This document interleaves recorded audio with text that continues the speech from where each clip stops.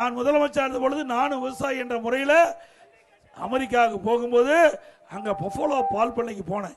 ஒரு பசு ஒரு நாளைக்கு 65 லிட்டர் பால் கொடுக்குது. ஒரு பசு ஒரு நாளைக்கு 65 லிட்டர் பால் கொடுக்குது. அங்கே இருக்கின்ற அந்த நிபுணர்கள் அந்த பால் பண்ணையில் இருக்கிற அதிகாரிகளும் அழைத்து எங்க தமிழ்நாட்டில் இப்படிப்பட்ட பசு எங்களுடைய விவசாயிகளுக்கு விவசாய தொழிலாளி கொடுக்க வேண்டும், அதற்காக எங்களுக்கு தக்க உதவி வழங்க வேண்டும் என்று கேட்டேன்.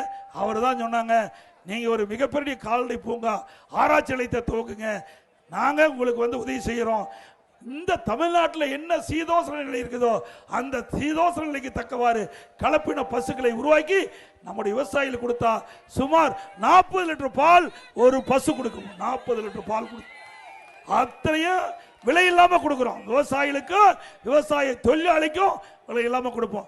2 பசு வளர்த்தினா போதும், குடும்பத்தை நாம அழகா காப்பாற்றலாம். அந்த திட்டத்தை கொண்டாந்து நான் இருக்கின்ற பொழுது கால்நடை மருத்துவக் கல்லூரி அந்த ஆராய்ச்சி நிலையத்தை துவக்கினேன். மீதியெல்லாம் கிடப்புல போட்டாங்க, அப்படி கிடப்புல கிடக்குது. 1000 கோடியில் கட்டப்பட்ட கால்நடை பூங்காவை முடக்கின அரசு தேவையா?